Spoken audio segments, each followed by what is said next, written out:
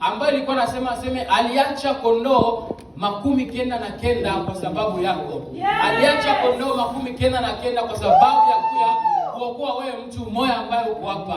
Kwa sababu tu ya wewe peke aliacha ufalme wake wa mbingu, akaacha mamlaka yake, akaitika. Alijua kama atateseka, alijua kama atapigwa, alijua kama atasulubiwa, alijua kama watamtemea mate, lakini akasema no, kuna mtu mmoja ambaye ningali nahitaji. Kuna mtu mmoja ambaye ningali nahitaji kuja kumtumikia. Haleluya. Na Biblia yetu inaendelea kutuambia katika kitabu cha Waebrania ya kama tulikuwa tungali watoto wadogo.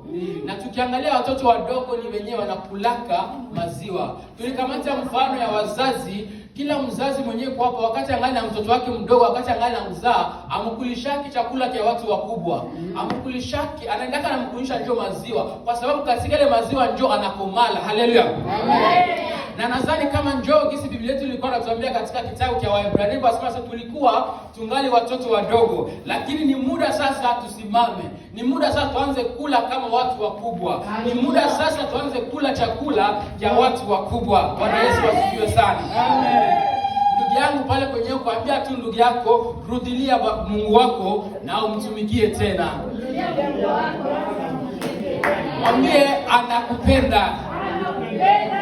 Anakupenda kabisa ndugu yangu. Najua kama siku ya leo ni siku ya maana sana. Siku ya leo ni siku ya Mungu yenyewe umejitoa ufike hapa, ni kwa sababu kuna kitu ambayo Mungu anataka kufanya katika maisha yetu siku ya leo.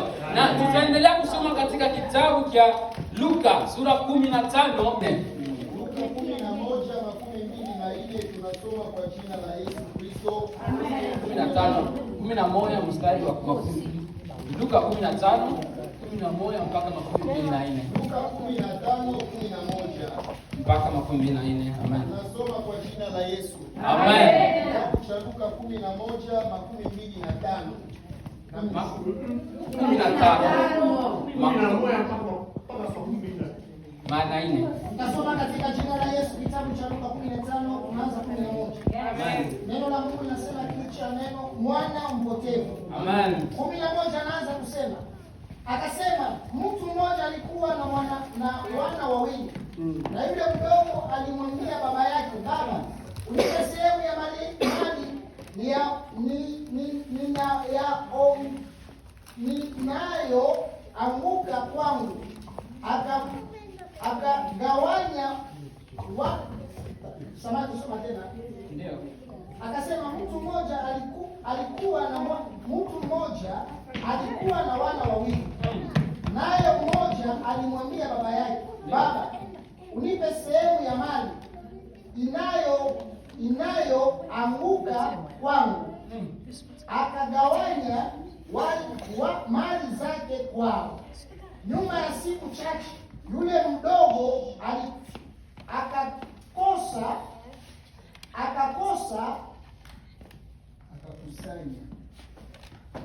akakusanya vitu vyake vyote, akasafiri kwenda nchi ya mbali. Kule akapoteza mali zake kwa nchi ile. Akaanza kuhitaji. 15. Akakwenda akapatana na mtu mmoja.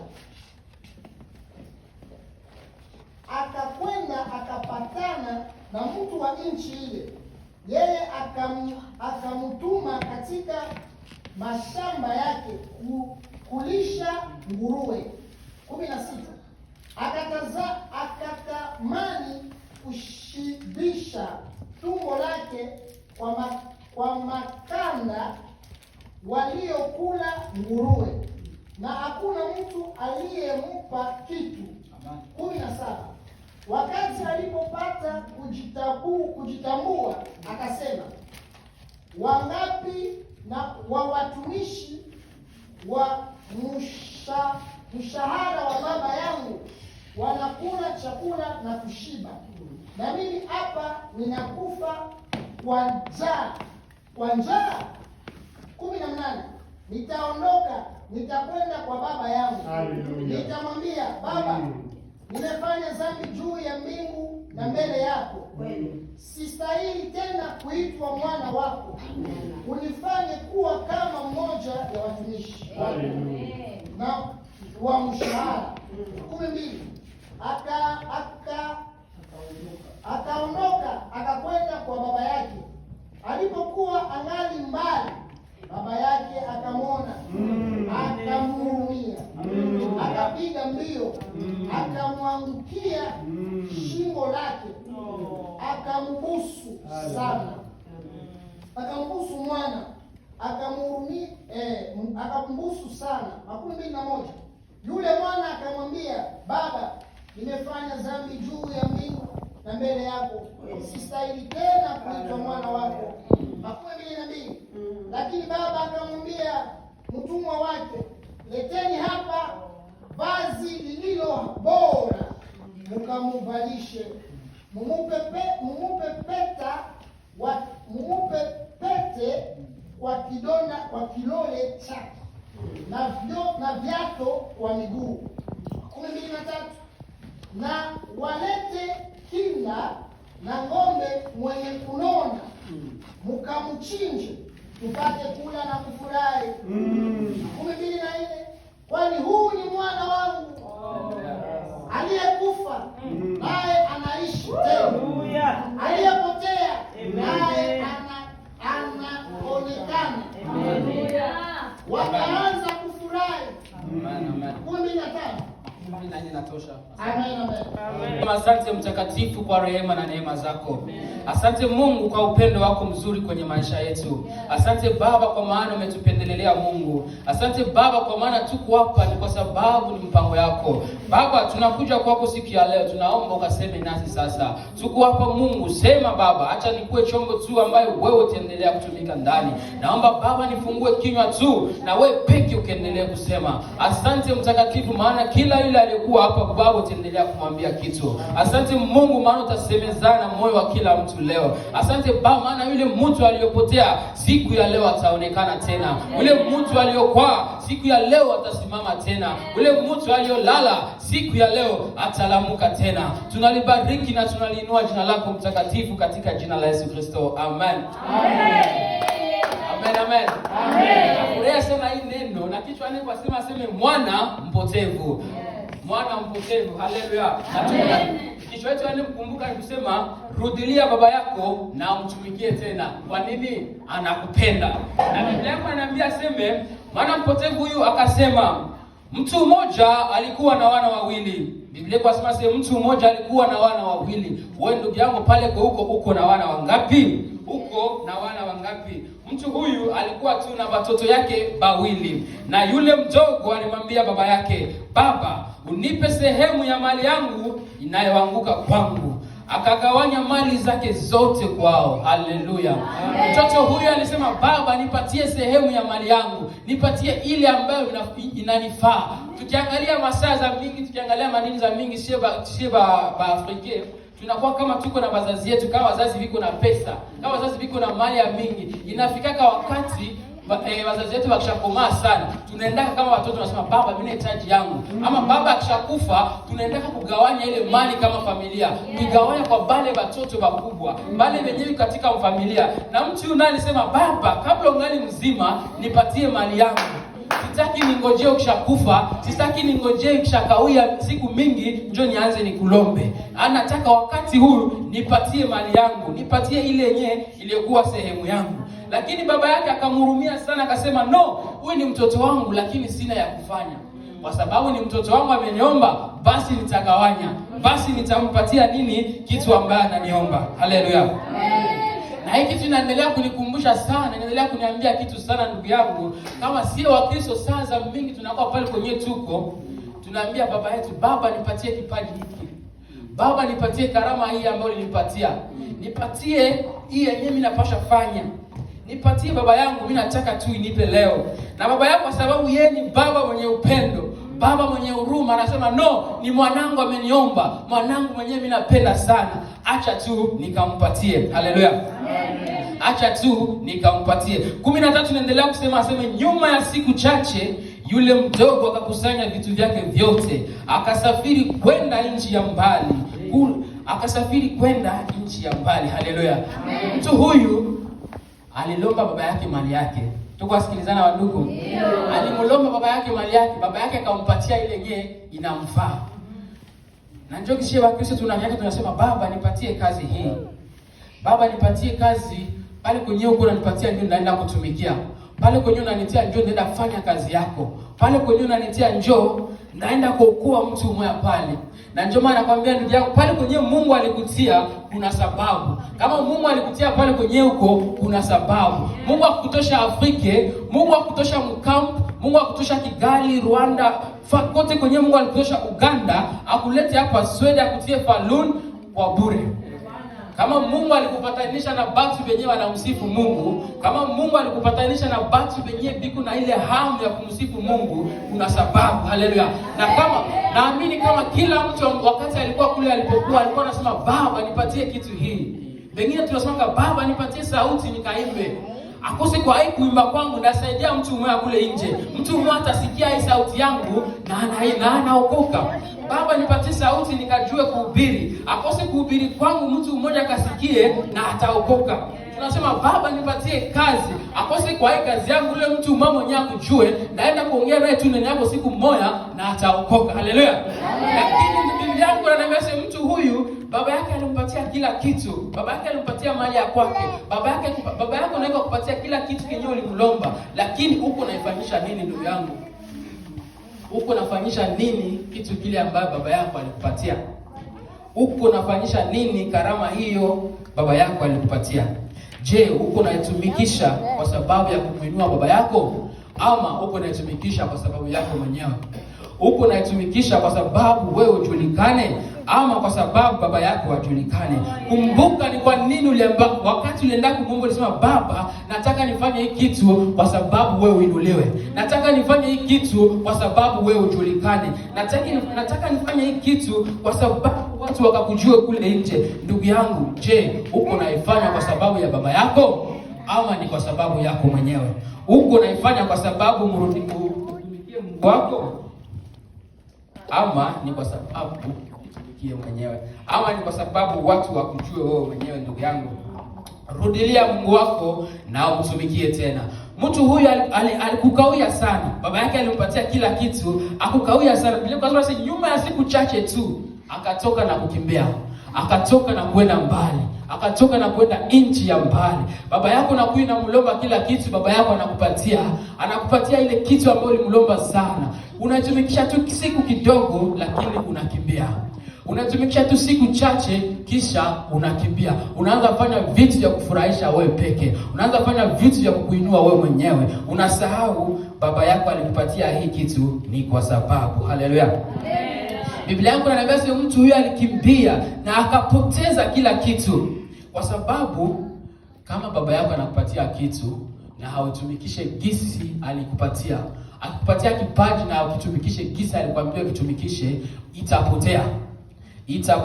Biblia yako inaniambia anaweza kutumikisha hata ndege hewani, anaweza kutumikisha hata nyama porini, anaweza kuinua hata majiwe kamsifu. Kama ukitumikisha kipaji ama kazi ambayo baba yako alikupatia kwa namna yako mwenyewe, itapotea. Haleluya.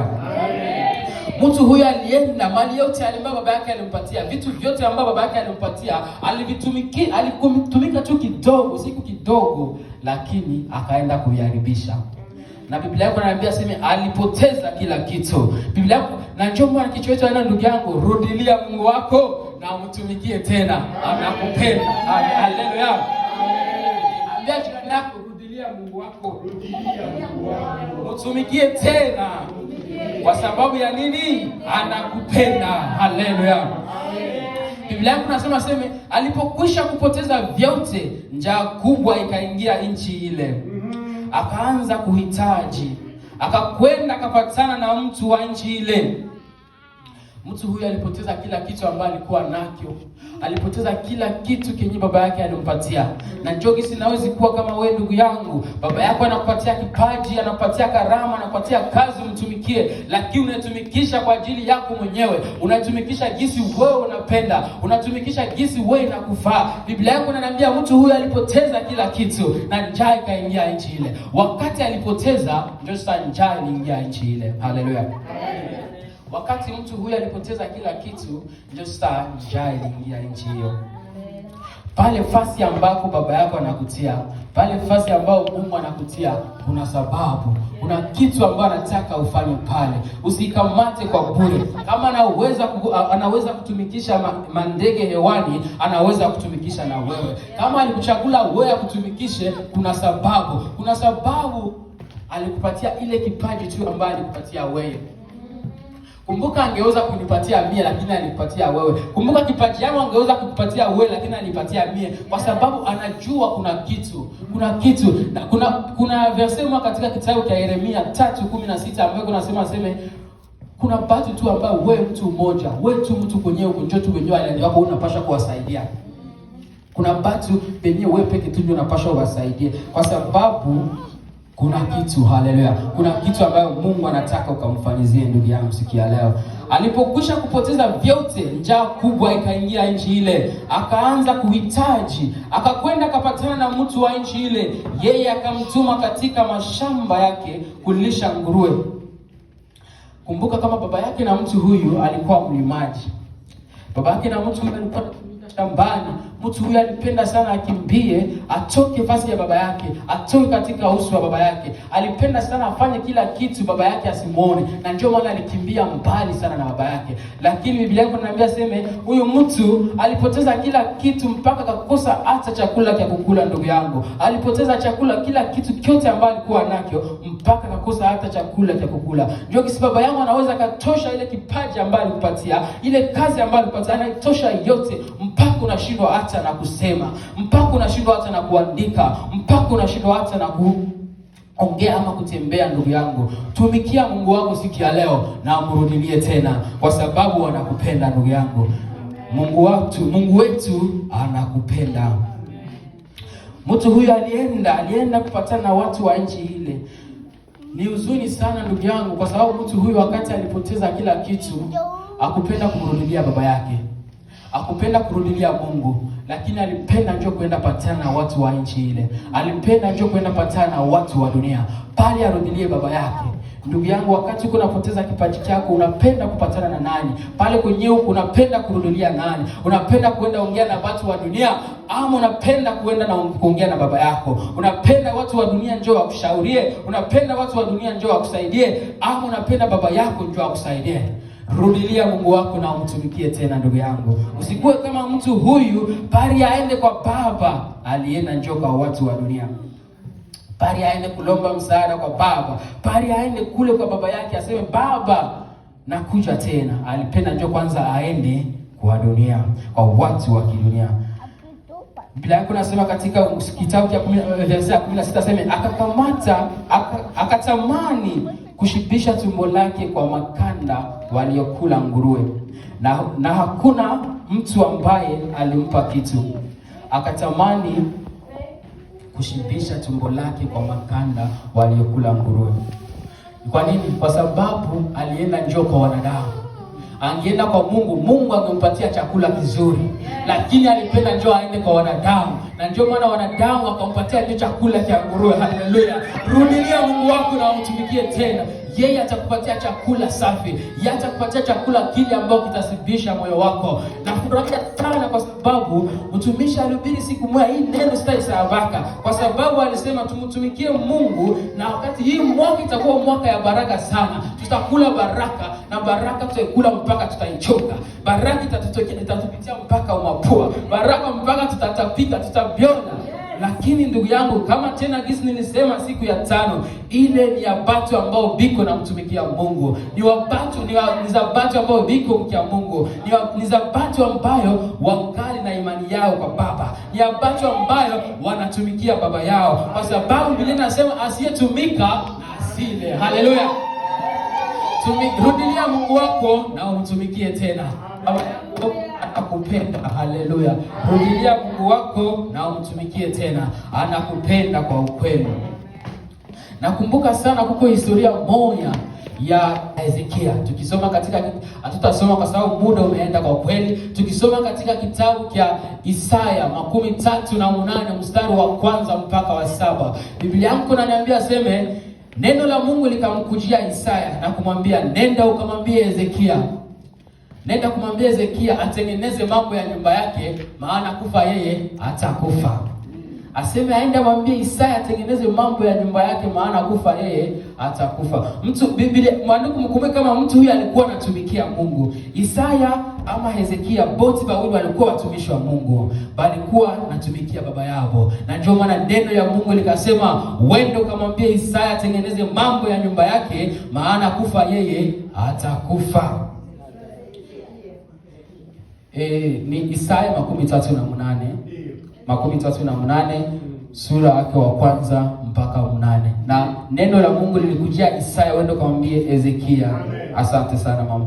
Yes, wakati neno hili lilienda, Isaya kaenda na kumwambia Hezekia, akamwambia kila kitu ambacho alipashwa kumwambia. Akamwambia message yote ambayo Mungu alimtuma akamwambia Hezekia. Lakini Biblia yako inaniambia sema mtu huyu Hezekia alikuwa na kitu, alikuwa kumtumikia Mungu. Alikuwa na kitu cha kukumbusha baba yake. Alikuwa na kitu, alikuwa alifanyaka kazi. Ndio akasema baba, asema aligeuza uso wake kwenye kiambaza na kusema baba, kumbuka kazi yangu niliyokufanyizia. Kumbuka kazi ambayo nilifanyiziaka watu hawa. Kumbuka jinsi nilienda kuhubiri watu pale nje. Kumbuka jinsi nilienda kuimba nyimbo ikabariki mtu mmoja akaokoka. Kumbuka baba yangu kitu ambayo nilikufanyizia. Ndugu yangu, uko na kitu gani ya kukumbusha Mungu wako siku ya leo? Uko na kitu gani ya kukumbusha Mungu ambayo inaweza katikisa kiti cha enzi? Rudilia Mungu wako na umtumikie tena. Anakupenda. Haleluya. Biblia yangu inaniambia sema Hezekia aligeuza uso wake kwenye kiambaza. Alikuwa na kitu ya kukumbusha Mungu. Na historia nyingine ni historia ya baba yangu pale, Papa Maluku. Nadhani kila mtu anamjua hapa. Nadhani kama hii ni historia ambayo mingi hapa tunaijua sana. Na siwezi kosa kuisema kwa sababu ni historia ambayo inanijenga kila siku nikiwaza hapo. Tukikumbuka sana wakati tulikuwa tungali Bukavu. Baba yangu pale hakukuwa na vitu ya mingi, alikuwa ngali mgonjwa. Alikuwa na vitu ya mingi sana, hana mali ya mingi sana, lakini alikuwa na kitu moja, alijua kumtumikia Mungu. Haleluya. Alijua kumtumikia Mungu. Baba huyu alikuwa analamuka kila dimanche. Alikuwa analamuka, alikuwa anaenda kwenye matope, hata mvula ilikuwa ilinyesha, hata nini ilikuwa iko, hata upepo iko mingi, alikuwa analamuka kwenda kwenye nzame malango kutengeneza kanisa. Kumbuka jinsi manyumba za kule ziko. Kumbuka jinsi makanisa za kule ziko. Michael anaingia kanisa. Fasi watu wanaweza ingia kila siku wanaiba, wananyamba mle mkanisa. Lakini baba huyo akuangalia noze. Akuangalia ni nini? Alikuwa anaenda kila siku, akienda pale akitengeneza kanisa. Ndugu yangu, baba huyu alikuwa anamtumikia Mungu. Alijua kuna kitu ambayo iko nafanya. Alijua kuna kitu Mungu anaweza kumlipa. Naamini kama tuko hapa leo ni kwa sababu ya maombi ya watu. Ni kwa sababu tulikuwa na vitu ambavyo tunaweza tukamkumbusha Mungu. Tulikuwa na vitu ambavyo tunaweza kusema baba, kumbuka nilikufanyizia hii kitu. Nakumbuka sana wakati baba yangu yule alikuwa katika hospitali hapa siku kidogo ambazo zilipita. Daktari walisema baliona kitu katika cerveau yake, merci. Baliona kama kisoko damu ambayo ilimwangika kidogo. Baba yule alianguka na akasema mgulu hapa kwa kitu mfupe imekatika, inahitaji kumuopere. Na balimpitia radio mara 3. Na wakati nilikuwa naongea na wale daktari wakaniambia hatujue, tutaangalia itakuwa anahitaji operation. Niliendaka nikasikia jinsi wale watu wanasema, nikaambia mama Gisa alisema, sijui ngambo yake, lakini ngambo yangu najua kama niliendaka nikaomba. Nikasema baba, kumbuka kazi ya baba huyu alikutumikiaka. Kumbuka jinsi baba huyu alikuwa analamuka usubuhi. Kumbuka hata kama kulikuwa kitu moja ambayo baba huyu alifanyaka kitu mbele zako, basi mkumbuke.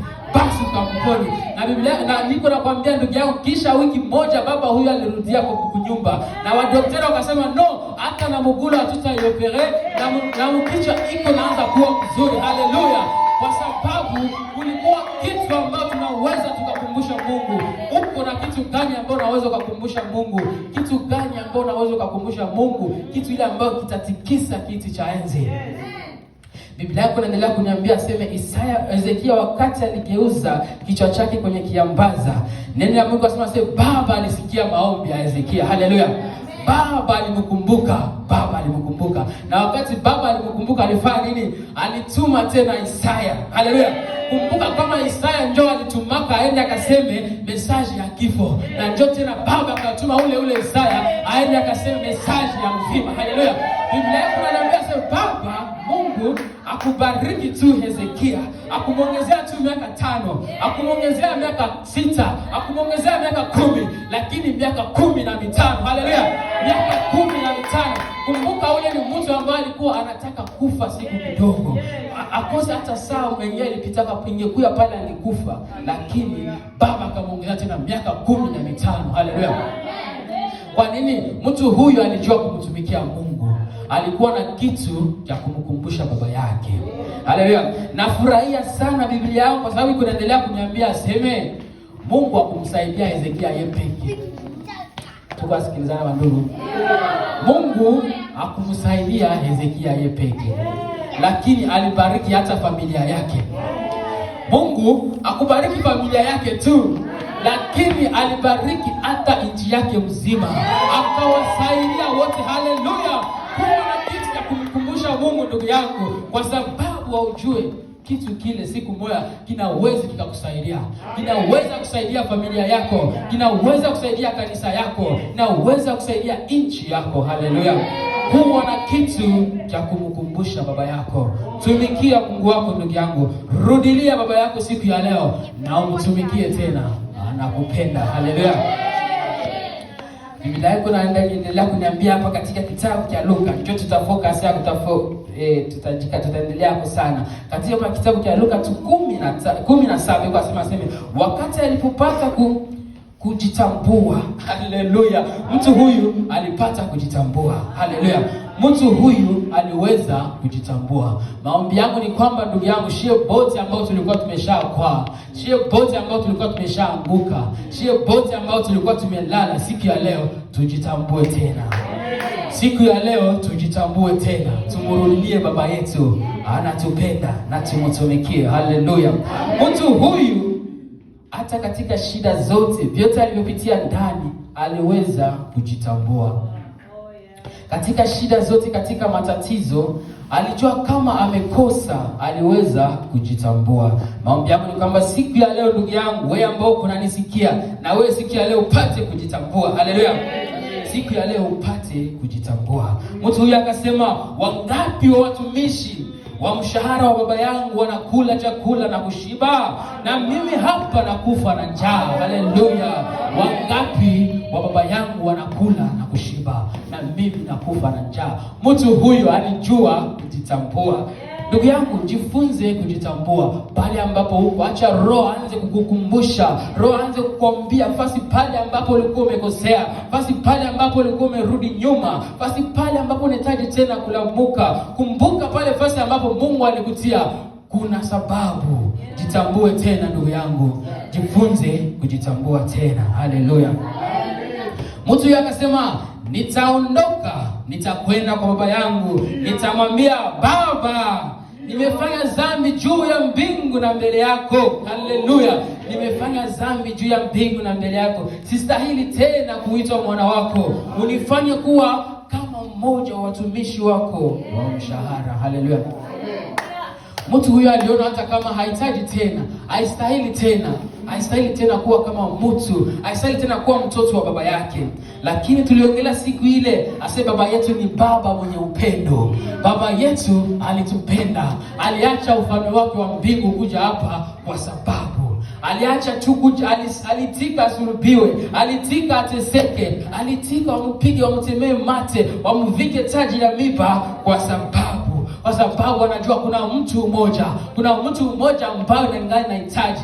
Kuna mtu mmoja ambaye ningali anahitaji kuenda kufilia. Kuna mtu mmoja ambaye ningali anahitaji kuokoka. Kuna mtu mmoja ambaye ningali anahitaji kutumisha. Haleluya. Rudilia baba yako na umtumikie tena. Anakupenda. Yes. Haleluya. Mungu akasema sistahili tena kuitwa mwana wako. Unifanye kuwa kama mmoja wa watumishi wako wa mshahara. Ndugu yangu, mtu huyu alijua hata kila kitu kyote alijua kujishusha. Alijua kurudilia baba yake. Alijua kama ameshakosa. Alijua kama baba yake alimtia pale alipo. Alijua kama kitu ambacho baba yake alimupa kuna sababu na amekiharibisha. Amekitumikisha vibaya. Amekitumikisha haiko ndio gisi baba yake alikuwa anataka akitumikishe. Ndugu yangu, nataka uanze ukawaze nini ambayo baba yako ameshakupa. Karamu gani, kipaji gani, kazi gani ambayo baba yako alikupatia? Fasi nini njoo uliombaka baba yako ukasema baba nipatie hii kitu kwa sababu kinipa na nasaidia mtu mwingine. Unipatie hii kazi kwa sababu nikipata hii kazi nitapokea pesa na nitasaidia kanisa ili kazi yako iendelee mbele. Unipatie hii sauti kwa sababu kinipa nikiimba taimba kwa sababu mtu mmoja akaokoke. Unipatie sauti hii kwa sababu ukinipa sauti hii nasema neno moja na mtu mmoja akakurudilie. Unipatie baba, uniwezeshe njoo kwa sababu hata nikisoma tu kwa mtu mmoja akasikia message kutoka kwako na mtu ule akakurudilie tena. Rudilia baba yako ndugu yangu siku ya leo, umtumikie tena, anakupenda. Ndugu huyu akaondoka akakwenda kwa baba yake alipokuwa angali mbali. Haleluya. Akaondoka na akakwenda kwa baba yake, lakini alipokuwa angali mbali baba yake akamuona. Kumbuka baba yake alimuona alikuwa angali mbali. Inamaanisha nini? Baba yake, inawezekana kama baba yake alikuwa kila siku akienda pale kwenye njia akitarajia sana, akingoa sana, akitamani tu mtoto wake arudie tena. Baba yake alikuwa iko na mngoya sana. Na Biblia yako inaniambia katika kitabu cha Ufunuo sura 3:12, asema baba yako anasimama iko akigonga.